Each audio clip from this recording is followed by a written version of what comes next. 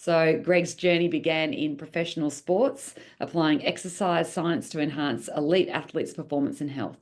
So this experience gave him a unique blend of competitive drive and wellness insight. Greg holds a bachelor in sport and exercise science and is completing a master's in high performance. His consulting has been embraced by top companies like Coca-Cola Euro-Pacific Partners, Origin Energy, and Commonwealth Bank, helping cultivate healthier, more productive teams. As a health expert, Greg shares his insights to the CEO magazine, Men's Health, and The Australian, and authored Sweat Equity, a guide to personal wellness. Overall, Greg and I have known each other for a little bit now. We both love a good conversation. And overall, you're an awesome human and you're full of compassion. So welcome. Thank you so much for coming along today, Greg, and having a chat today with this lovely audience that have decided to attend. Thanks, Nat. It's always great to catch up. As you said, we often get lost in conversation, so it's glad that we can share some of these conversations with people today. Well, look, today we're talking about compassion and compassion in the workplace. Now, compassion is a powerful quality in colleagues. It creates a real positive ripple effect across multiple dimensions of workplace wellbeing. Compassionate responses, especially during moments where individuals do disclose mental health challenges, has been shown to significantly influence mental health outcomes. Compassion is just not an innate trait. And we were just talking about that, weren't we, Greg? That it can be intentionally developed through practice and awareness, which we'll start to deep dive a little bit of that today. And this trait that that we learn, it really covers a lot of the SuperFriend's 5 domains, especially around that connection, but even certainly around leadership and safety. We just shared a few weeks ago our decade of data, and compassion doesn't always have to sit with leaders. It's a shared responsibility. So, being able to be compassionate amongst everyone, and it's not just a leadership trait that we have to look to within the workplace. Now, our data, and recent data, some hot off the press data from our indicators of a thriving workplace, is really starting to show to see when employees disclose mental health challenges to their managers, the manager's response has a direct effect on the employee's mental health outcomes. So supportive and understanding leaders, they do create that safe environment where mental health is more likely to improve, and it strengthens workplace wellbeing across essential domains across our framework. But before we start getting into, compassion, can you tell us a little bit more about better being and how your organization actually approaches this crucial area within workplace wellbeing? Perfect. Thanks, Nat. I guess, look, your introduction covered a lot of it. My background is working in elite sport with athletes, and how do we get them to turn up and perform at their best each and every day? And again, we get access to a lot of data and a lot of metrics on those athletes. And I guess back in 2009, we started Better Being to really focus in and support executives, the top CEOs and executives throughout the country, in improving their health and well-being. And I think, again, touching on what you spoke about already, compassion starts with self, that we start with ourselves. And again, a lot of the leadership training that we do is about how to leaders be more compassionate with themselves. Those leaders, by improving their well-being outcomes, then wanted that for their teams. And we started working with their teams. And again, how do we create well-being and compassion, not just as the people who are in the leadership positions, but how do we do that colleague to colleague, peer to peer, because compassion needs to be everyone's responsibility. And again, created great outcomes for those teams. And now, as you said, we've gone on to work with some of the leading brands across the globe, which we're very privileged to have done, about how do we proactively ingrain well-being into the culture to support individuals and build a culture around well-being and compassion, and do that in a number of different ways through education to achieve that. So again, I think at all levels, as you said, is where does compassion sit at a leadership and organizational perspective? It's such a powerful mission that you've got. And I think that one key aspect that I like to know a little bit more about is just the art of holding space for others. Better Bean's really well renowned to be able to teach this. Can you, how do you encourage this practice amongst the people that you work with, to enhance this amongst colleagues? Yeah, again, a really great question. I'm sure we're going to speak a bit more about leadership in the future. And as I said, it's everyone's responsibility. I guess when it comes to these topics, I often ask, why am I the person to give this conversation? But I guess in my background, coaching executives, and executives are typically people that don't like to show a lot of vulnerability. They don't like to show their weaknesses. But I've spent a lot of time with some of the best minds in the country, and getting a really understanding of their inner workings, but also had to hold space for them. And understanding that not every conversation is going to be a mental health conversation, but we can hold space. And I guess my objective always when people were coming in for a coaching session is, how do I get them to walk out of the room feeling better than what they did when they walked in? And there's typically three ways that people, want to get out of those conversations. I think Charles Duhigg, author of Super Communicator, sums that up really well. They either want to be heard, hugged, or helped. And sometimes it's about acknowledging where that person might be at and being able to provide for them what they need in that moment, and picking up on those little bits of intricacies in how they respond to questions, their body language, their tones. And I've had to get really good at having these conversations over a number of years. And I think also having access to some of these great leaders, I've seen the inner workings of their minds about how do we continue to make well-being as part of the culture, but stay productive as a business and hit business outcomes, because often these two things are seen in conflict to each other. Yeah, no, we've had a really good chat about that. Like, and we, Greg, that around that, being able to hold the level of vulnerability to still be able to lead into productivity. Can you tell a little bit more about that? I find that really fascinating. I think the listeners would too. Yeah, again, I think those two terms, compassion and accountability, often feel like they're in conflict to each other. But if we really think about what compassion is, and we talk about there's sort of 4 stages to get to compassion, and they come between a level of wanting to understand an individual and a level of wanting to support that individual. So when we don't have a desire to understand or help, we come from a place of pity. If we get beyond that, where we want to have a bit of understanding and not necessarily help, we get to a place of sympathy where you sort of feel sorry for the person because you understand what they're going through, but you're not actually willing to help them. If we get beyond that, we then get to empathy. And empathy is where we've got a high desire to understand and a high desire to want to help. But often when we're coming from a place of empathy, we're taking on all these problems and wanting to solve all these problems and feeling the burden even more so. But if we get to that place of compassion, where we have a really good understanding of that individual and a high desire to want to help them, but I guess the key part to that is creating accountability for that individual, and that accountability in autonomy. So allowing that individual to come up with their own solution takes that burden off you as a leader or as a colleague to have to fix them and solve it for them, but for them to know that you are in their corner.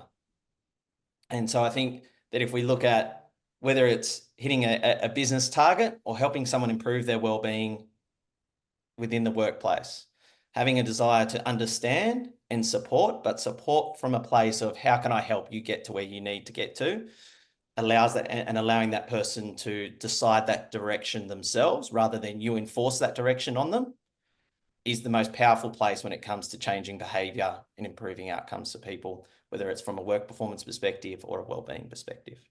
Yep, I love that. It's such an important piece, and we see that, being able to lead with autonomy. We were talking again with the decade of data about this importance of everyone having a voice, and the more people can voice their opinion, and then have those actions, being asked that interrogative of how can I do that, it leads to, again, that feeling of accomplishment, that we can overcome.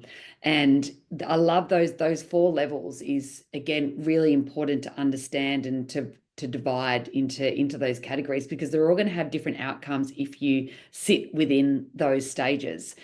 I feel that we actually get as a society that we lack understanding in the difference between empathy and compassion.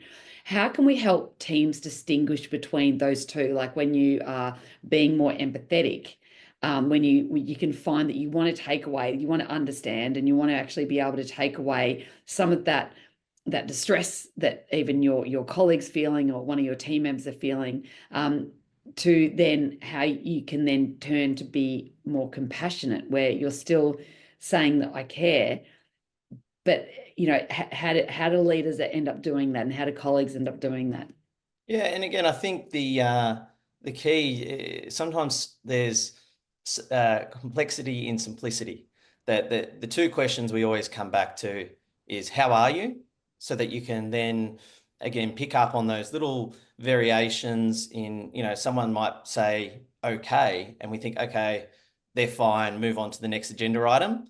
But if they usually say good and then today is okay, understanding that there's a change in that person's state and maybe digging a little bit deeper as to, well, if you're always someone that says good, why is it okay today? Or picking up in the subtleties of their tone or their body language, where often they might make eye contact with you when they say good, but today they looked away to the corner of the room. And so then, being curious as to what might be driving that is a really great place, and asking questions to understand where that individual's at. And then the way I differentiate between empathy and compassion is that empathy is, right, we've got this problem or challenge that you might be facing. I'm going to help you fix it. Or here's the EAP details, go and speak to them. You're off on your own. But actually taking time to understand what you can provide for that person. That sometimes people just need you to hold that space for them, or tell them that it's going to be okay. Or maybe they do want to go to an EAP and you help them and hold their hand in that process. But again, I think a lot of your data is indicating that managers feel like they might be doing a great job at doing some of these things, but the colleagues are perceiving it in a different way. And I think sometimes as a leader, you feel the need, you've got to come up with all the answers and have the solutions. But the most powerful thing you can say to a colleague or to the direct reports is, how can I help you? And that empowers them, gives them autonomy over the decision making, and then holding them accountable to whatever path they're choosing. Mm. And it's about understand. I love that, that piece of how are you and understanding someone's baseline. I want to get back to a question, especially in the modern way of working, on how you actually can sometimes pick that up and some of those intricacies, especially if we're not always in the office. So that's a question just to hold in your mind. But I feel that holding that space, that people, a lot of our data, and even when we do our think tanks, you can see that once people just want to be listened, they just want someone to listen to them. They don't want to solve their problems. They just want to be heard.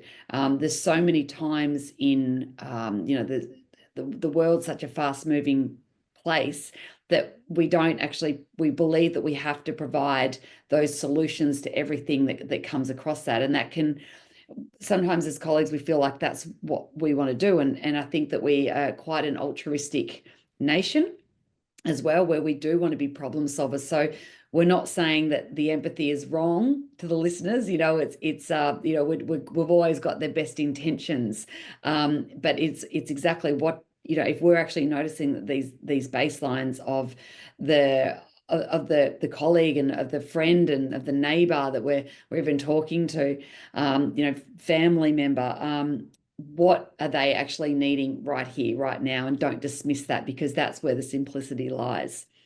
Yeah, and I think you've even said to me before that even in your clinical work, that often 80% of the work is just being able to listen.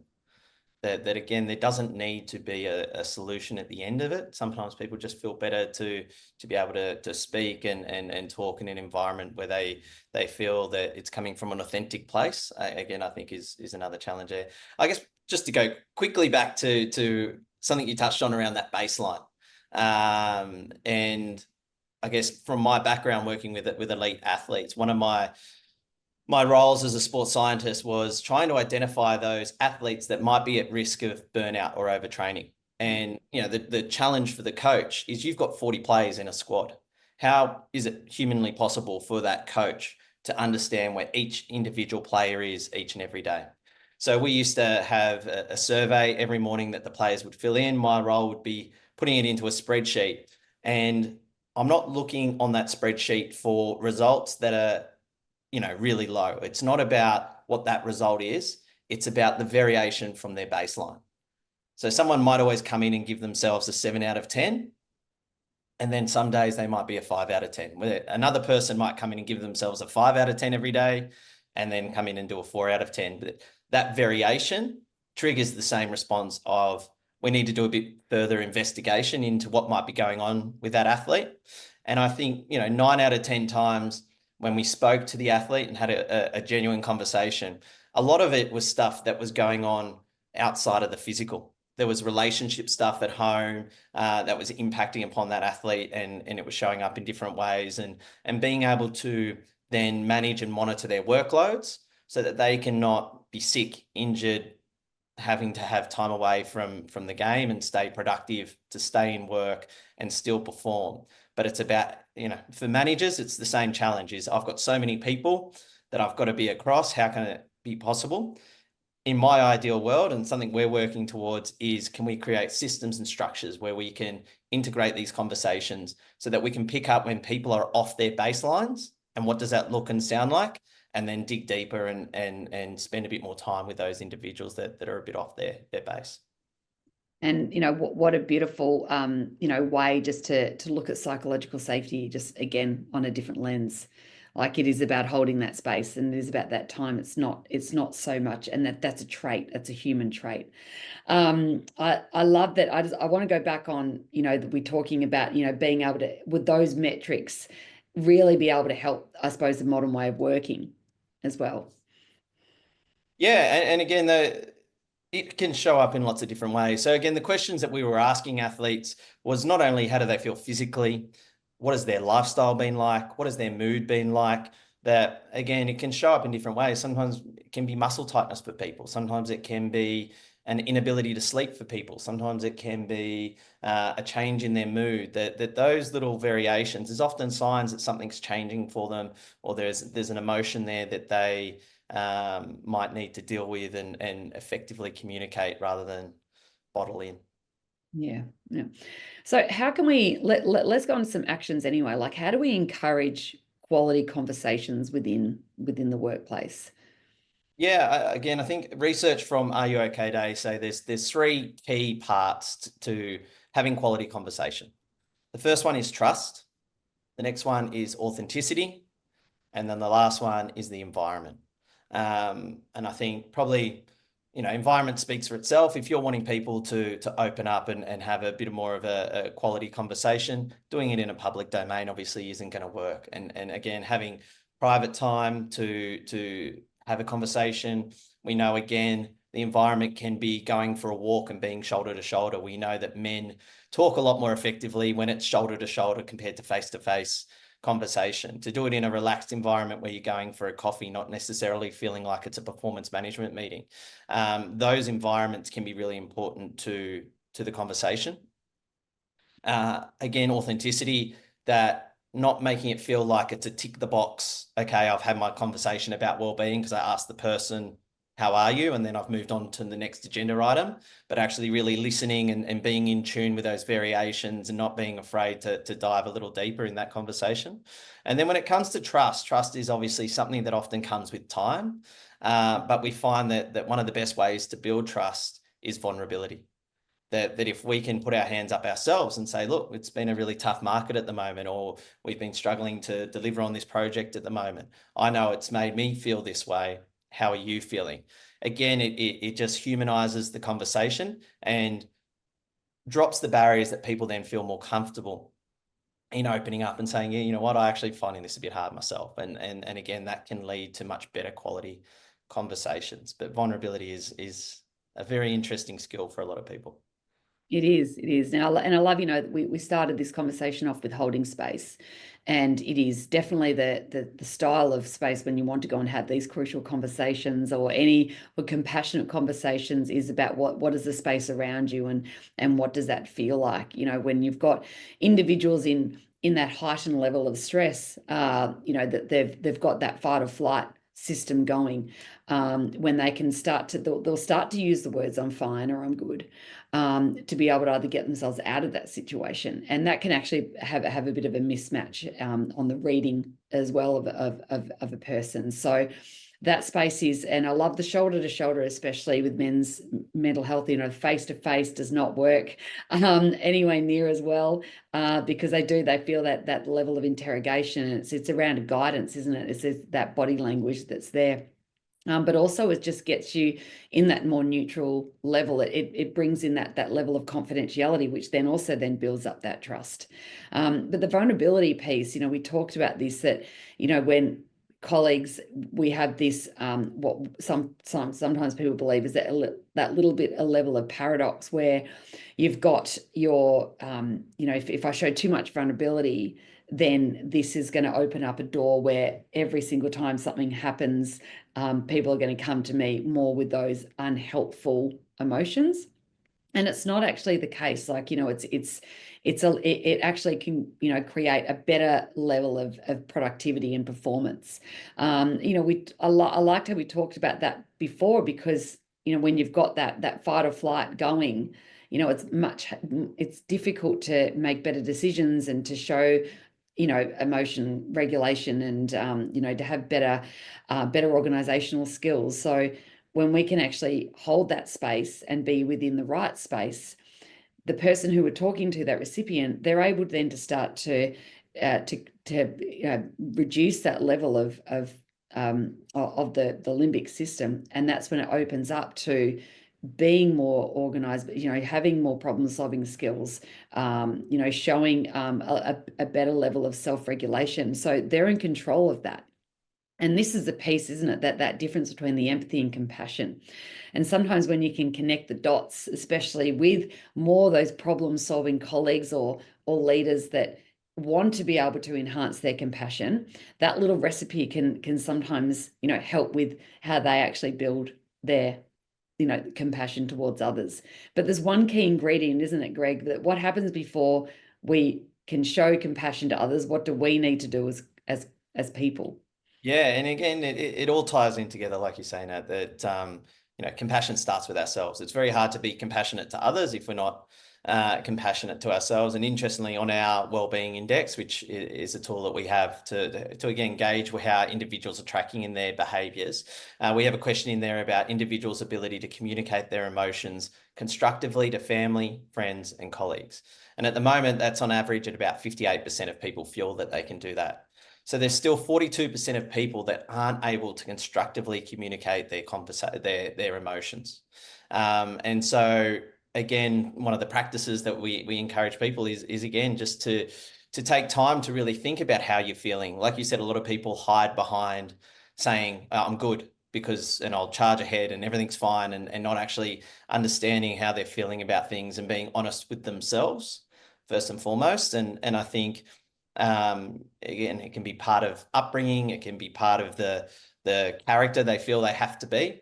But by being compassionate to yourself, taking time to understand, well, how do I feel? Why do I feel that way? And then more importantly, what can I do about that? And looking at those things, like you said, that you can control, because there's often so much outside of your control. But what are the actions and activities that you can control that will improve that outcome for you? And I think obviously it's being Movember at the moment. This Mo is a temporary piece for this month. It's not a permanent fixture. But again, a lot of the research we know around men's health is that we often confuse our sadness with anger. And so again, if we can really take time to understand our emotions and what's causing them, we can better deal with them and create systems and processes. And it's a vulnerability is a skill. Yeah. And it's that affect labeling piece, isn't it? Is that when we can always look what's behind our core emotions. Again, how we're built on our brain really having that dominant character of the limbic system, which was our survival mechanism, if we go back to physiology now, and science. But it is, we need, sometimes it's very easy to get caught into that. And more often than not, that's that catastrophic kind of thinking and being. And that's when we actually can then see those behaviors that when, you know, and we can then start to see some communication or relationship breakdowns within workplaces when we're kind of stuck within that fight or flight. And we know through our own data that, you know, burnout and stress and levels of distress are still so significantly high. You know, currently we're looking at, you know, 55% of our new collection of data is displaying across all 19 industries, is displaying a moderate to severe level of distress. A third are still displaying burnout or burnout symptoms. But we're looking at, you know, 6% of people are reaching out to EAP within the workplace. 14% are going outside to still, you know, be able to access services. So there is a general level of distress across all the 19 industries, that there is a gap on how are those people getting help, if they are. So by being able to create safe spaces and build up that psychological safety, what we'd love to see is maybe not the metrics of, you know, the usage of EAP going up, or the outside support, you know, remaining relatively stable, but the general levels of distress starting to come down, because that can actually show that, hey, I've got someone that is going to be able to help me and to listen, or to guide me into what I can actually do for myself. So yeah, data is a real powerful thing that I think both Better Being and SuperFriend can translate really well into some real actionable strategies. And, you know, Greg, before we kind of start to open up to some questions from the audience as well, you know, what are the key takeaways? What can we do right here, right now for ourselves? And then also bring this in again, as that, you know, we talk a lot about that shared responsibility, having that voice, you know, enhancing that trust within the workplace. What are some things that we can do for ourselves? And then what are some things that we can start to do for the workplace? Just before I jump into that, I just love to touch on what you were speaking about just before with the burnout Yeah. piece as well. That we know, again, with burnout, again, EAP usage is always an interesting metric, because it can be low EAP usage can be a really good thing, or it can also be a bad thing. And again, it's not necessarily looking at those outcomes, but what are the lead indicators around some of those things, such as, like you say, that those levels of burnout, and we're seeing concerning trends on that increasing. And interestingly, about 10% higher in the leaders as well. Leaders are feeling the burnout more than just the general population. And again, I think it comes back to a lot of that, what we discussed already, is not only do they have to deliver their work, but they have to support everyone else around them as well. And we know that there's also a disconnect in the leaders, where they know that well-being is really important to people's performance, but they're not having enough conversations around it. So it's 97% of the work of leaders know well-being is important, but only 50% of them are actually having conversations around it. And I think a lot of that is fear of saying the wrong thing, feeling the need of having to take on other people's problems, and that conflict between being compassionate and being able to hold people account at the same time. So hopefully some of the things that we've spoken about already for those leaders, that again, you don't have to fix people, you don't have to come up with the solutions. You just need to be able to hold space for people, understand how you can support them, and hold them to account to the actions that they commit to going forward. And that's whether you're in a leadership position by title. We view everyone has that ability to be a leader and a support network for those around. Coming back to your original question, what can we do at an individual level? I think, again, spending time to be mindful, taking time and think about your daily practices of where can you reflect on how you're feeling. You know, is it on that commute to work? Is it on that commute back from work? Is it taking 5 minutes in your car before you walk in the house to really think about your emotions from the day, to process that, so that you can be the best person once you get inside. If you feel a reaction of anger, reflect before you react, and think, why am I feeling angry towards this? What is this coming from? And how can I, you know, reframe that emotion? That just creating that bit of time and space for yourself is one of the best things that we can do when it comes to compassion for ourselves. And then once we're compassionate to ourselves, we can then support others by creating that same time and space for them. It would be, I guess, my top couple of tips. I love that, Greg. So it's like holding space for others, but we've got to remember to hold space for ourselves. And if we don't actually reflect on some of the reactions that we have, and holding that self-compassion as well, like one of the hardest, I think the hardest traits is we're so hard on ourselves. You say that leaders, they feel that they've got this hat on, haven't they? Because I'm now a leader, I need to know all the answers, and you don't need to know all the answers. You can work with people to go and find the answers with them, so they don't feel alone.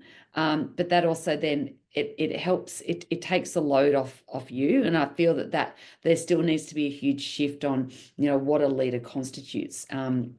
And coming back to this is not just a leadership role. This is an everyone role. Everyone has a role to play in making a workplace safe, but it's also really good from a personal development, which I feel that sometimes we also overlook, that level of self-compassion, because once we can actually reflect and we can say, this is how I react, or this is, why am I so angry? But it's okay. It's okay to feel these.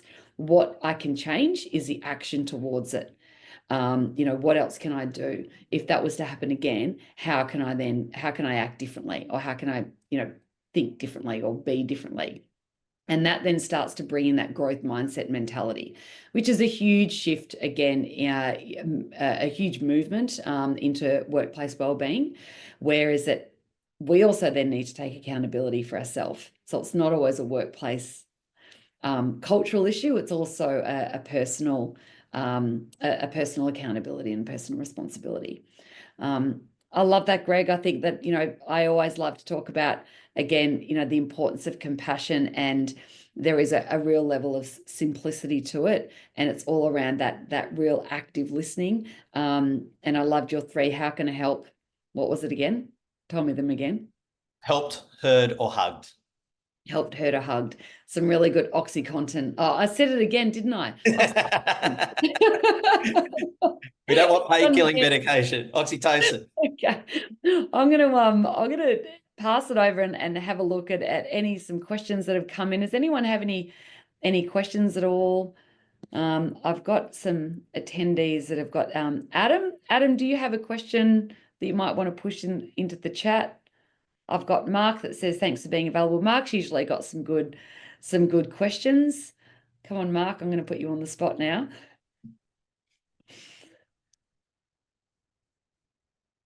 Everyone seems to be quite quiet today.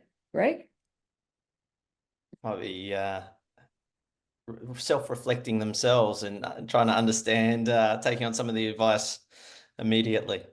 Yeah. Well, maybe Mark's got a question. Okay. Mark, can you here we go. Oh, Sarah, yeah, thanks. It's really hit Mark me today. Very helpful and relevant. No questions, just some good takeaways. Thanks, Sarah. Daily survey, is that, I suppose, a really important one, isn't it? Just about your baseline. I think it's also really good to even have that level of self-reflection, through a journal.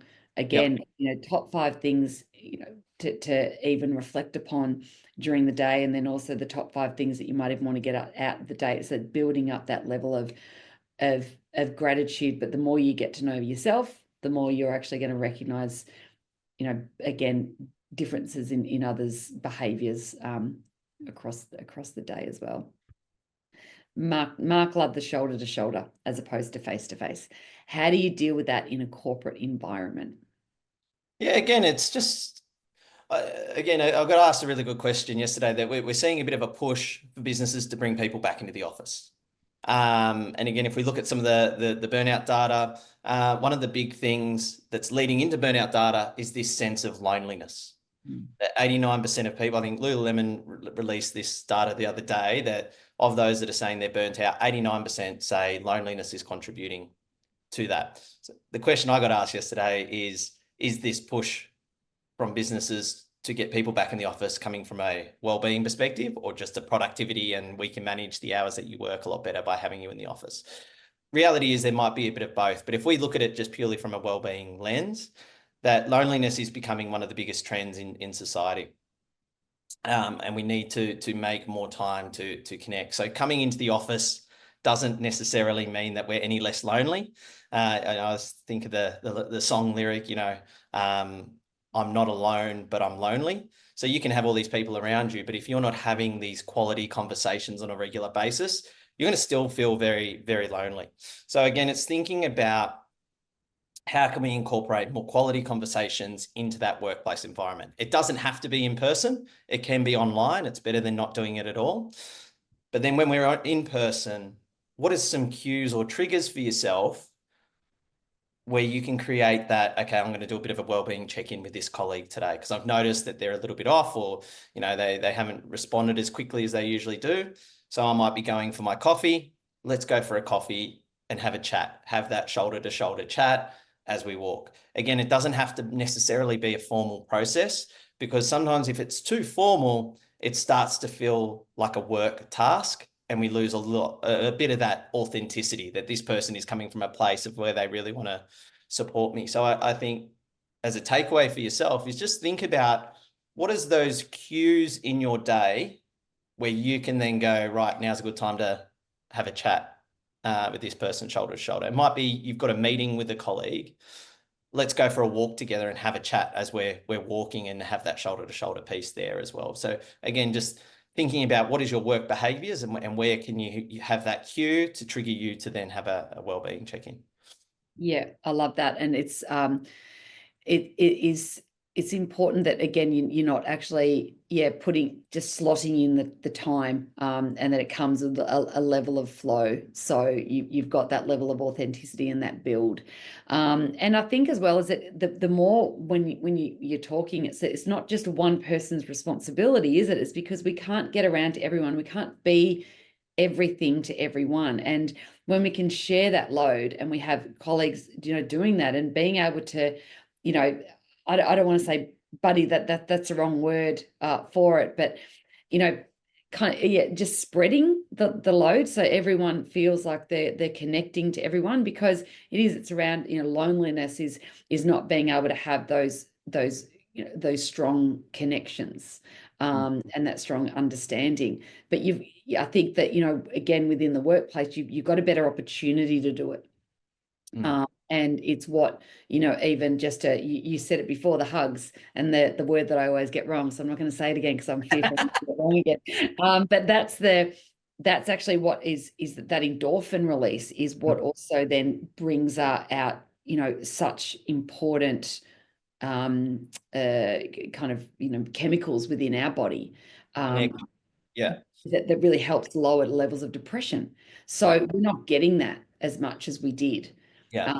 It's easy to see how the loneliness data has crept up, but you're right. It's like, why are we getting people back in for the right reason? Because again, if we can get people in and feel connected and feel heard and feel trusted, is the loneliness data going to go down? So it's going to be interesting to see if there is that shift back, what positive attributes from a mental health perspective occurs. Yeah. And again, I guess an interesting thing to touch on here is when, we're calculating the cost of, return on investment in wellbeing programs.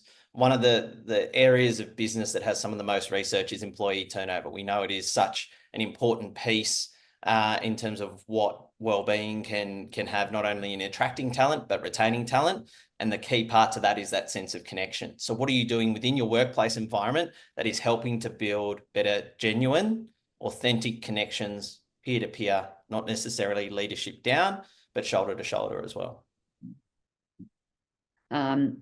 I've got one from Deb here. Read a lot and heard about listening to others and sitting side by side rather than across a table, and working side by side to solve a problem together when they are seeking solutions. Absolutely, Deb. Thank you. And Sarah, one more before we will have to wrap up. Are you finding managers are struggling with moving from a traditional focus on productivity? Oh, it's just gone. To a focus of care and compassion. Managers who are older may have been raised with a different, more narrow approach, and will be thinking, I did not sign up to be a carer for my colleagues. Yeah, again, That's a great intergenerational question there, Sarah. It's a great question, and we come across this a lot of the time. And again, I remember even when workplaces were going to flexible work arrangements where people had no set desks and people could work wherever they wanted. And I know partners of law firms left the law firms because they no longer had their corner office. That their whole time coming through was about reaching that corner office, and I struggled to get there, so you must also struggled. You must also struggle and suffer the way I've suffered to get to the point that I have. So yes, it is always in lots of different work environments. It is always a challenge of this was the way that I came through, and this is the way you must come through as well. But I think if we come back to what we spoke about very early on in the piece, that holding people accountable to achieving work performance outcomes comes from the exact same place as compassion. Mm. That from a work perspective, if you say to your people that are reporting into you, as a team, we need to reach these outcomes. How are you contributing to these outcomes? And allowing them to say, this is what I'm going to do, and then holding them accountable to that is where you're going to create a high-performing team. In the same way as someone might be having a well-being struggle, how are you going to overcome this struggle, and holding them accountable to that? Accountability is a huge piece. And the last quick thing I'll say on this is we've done a lot of work with sales teams as well. And part of the conversation is, why don't we just spend more money on sales training? Why are we spending money on a wellbeing program? And our answer to them is, your people already know how to sell. They've had all the training. They're experienced salespeople. What is going to make the difference to the sales performance is how they show up. Are they showing up with focus, energy, resilience? And we find that when we work with sales teams on their well-being, they are always the highest performing sales team within that organization for that usually quarter that we're working with them. That if we get them focused on their well-being, productivity, and everything else goes through the roof. Greg, as always, amazing to chat with you. Thank you so much. If you've got any more questions for Greg, feel free to shoot through to the SuperFriend team. We can get that through to Greg. And as you can also see, that Greg plays a major part in our beautiful community of best practice or preferred providers, that when we go out to workplaces and also test from across our 5 domains from our Thriving Workplace Index. I've just got a quick feedback form if anyone would have a spare few minutes to fill out. So I've just put that in the chat. And also, if anyone's actually interested in being able to learn a little bit more about our Thriving Workplace Index and what we can actually do by way and working with Greg within workplaces to determine those baselines, especially across our 5 different areas of workplace wellbeing, and then in particular in what Greg can offer as well. Thanks everyone for coming along. We hope you enjoy the rest of your day. Thanks, Nat, and thanks everyone for taking time to tune in today and your great questions.